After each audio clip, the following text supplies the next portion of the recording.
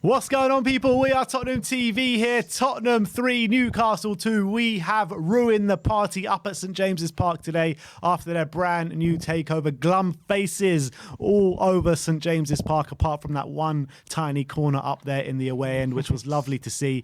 And you know what? It was a performance to match it today. I thought we were brilliant today. I really did. Apart from those first 10, 15 minutes where we looked very nervy, Romero and Emerson took a while to grow into that game. But once they did, I thought we were superb today. I really did think we were superb. And Brian? Yeah, I mean, we were all saying after that first 10 minutes, it was not looking good. It really was a worrying time. But the way we dragged ourselves back into it and played some great football with that first half. Skip was brilliant. Obviously, And the second, yeah. Mora again, I'll keep going on about it, but great to see Kane finally get a goal. And he timed his run perfectly, and the second half performance was fantastic. Yeah. Apart from the final closing minutes. Yeah, and you've got to say, the way we reacted once conceding early, we conceded inside 2 minutes, and you're thinking, are we in for a really long day? You know, Newcastle well up for it in those opening 2 minutes. You could really see them really outrunning us and playing with a lot of passion. And Newcastle, Bruce played quite an offensive lineup as well, so you're thinking they're really going for it today. But once Spurs settled into the game, once we got our foot on the ball and were able to get Ndombele much more involved, who had a brilliant game throughout the 90 minutes, I think we definitely started to dominate. And once we equalised, there was only one team in it, wasn't there? Correct. Yeah. And we completely took control of the game. Brilliant goal from Ndombele to equalise. Lovely side-footed finish on the edge of the box off the link up with Reguilon. And that definitely seemed to settle us down. And then once we got the equaliser, Harry Kane obviously got the overturn with VAR. A bit lucky with that one, but timed the run to perfection, and he's off the mark in the Premier League, which is really great to see. And then obviously we made it 3-1 just before half-time with Sonny, and that ended up winning us the game. The only downside really is in the second half, so much domination and possession, and it was one of the best dominant performances we've had this season in that second half. However, we didn't put the game to bed, and we didn't extend our lead, and it ended up being a nervy finish. Yeah, and I think that you've got to look at Nuno for that. You've got to be making substitutes. You can't be going with a whole full 90 with not one substitute. And I think that you could see in those last 10 minutes, in those last 5 minutes, Newcastle grew a little bit, even with 10 men after they made their changes. So we needed to make changes just to like solidify ourselves and, you know, add some more energy into that team, because I felt like those last 5 minutes we were running out a bit of energy. Yeah. Yep. Do you know what? Three players I want to give a special, and I think they're imperative. I've mentioned two of them before. Højbjerg, Skip, and Romero. Yeah. I think are vital to this squad, because they seem Completely to. agree. The defensive looks so much more settled. All right, we conceded 2 today, but Romero's impact is starting to come, and those two in midfield just allow everyone else. Reguilon and Royale have looked better. I think those three, like that little triangle, are imperative to what we can do this summer. And I tell you what, on Reguilon, that's probably his best performance in a long time for us. Yep.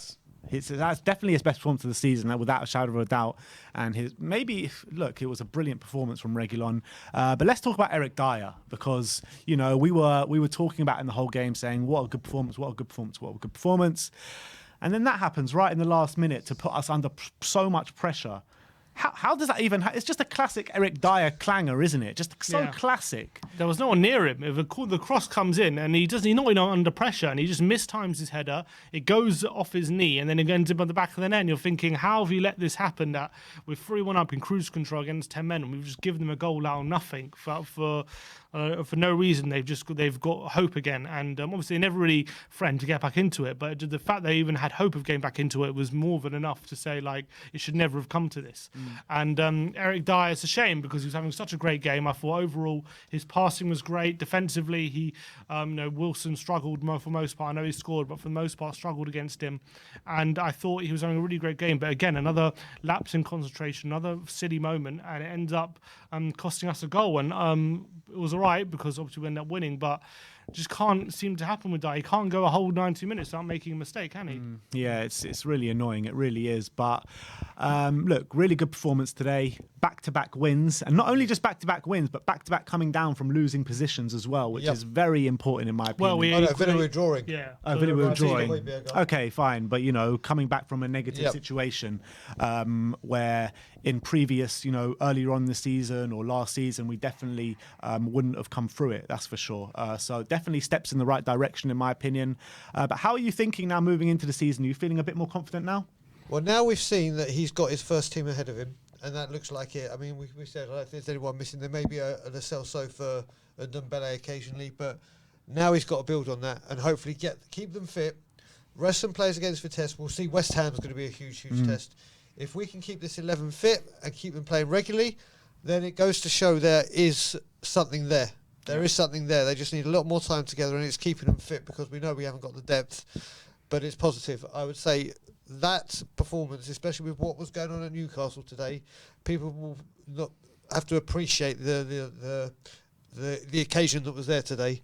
And we dealt with it very, very well. Completely and agree. I think the balance of the team is just looking a lot better. It has been ever since we got in Skip and Højbjerg with Ndombele, another creative player as well.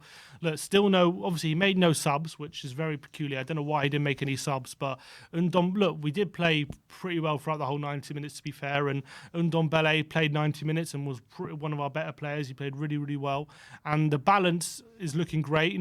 We're in this position, and Kane hasn't started going yet, and now looks like we're good performance there. The Goal and rebirth of assist. Harry Kane today, people. Yeah, he got his first Premier League in the season finally. Yeah, his first Premier League goal. But not only that, he was brilliant today. He had a really great overall performance. So it was really strong showing from Kane. Obviously, Son as well going on the score sheet. So, look, it is encouraging. Obviously, it's only Newcastle, so you have to wait and see how we play when we play, other better teams. But it was very, very encouraging how we dominated, the balance of the team, how strong we looked at the back, and how good we looked on the ball going forward. And one-touch passing and dominating possession and creating chances was really positive. Just the only downside is we had so much possession and quality possession in that second half and didn't create enough. And that's something that Nuno will be disappointed with. So I think that's the only blot. But other than that, really strong showing, really strong performance, good team performance, and obviously this game will be remembered for what happened at the first half. With the fan. Thankfully, he's stable, or he or she is stable, and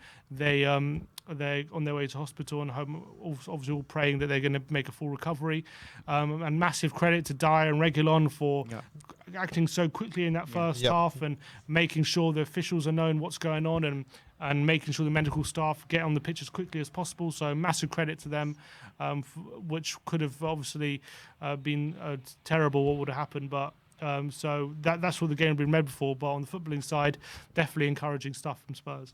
Completely agree and completely echo all those thoughts. But look, thank you everyone for joining us today. That is your instant match reaction. Tottenham are now up to 5th in the league with West Ham and Manchester United, the next 2 league games. So big games coming up. Let's keep this good mentality. Let's keep this winning feeling. Let's take it into those games. I'm very happy to spoil the party up at St James's Park today. Thank you everyone for joining us today. Like, subscribe and comment. And as always, come on you Spurs.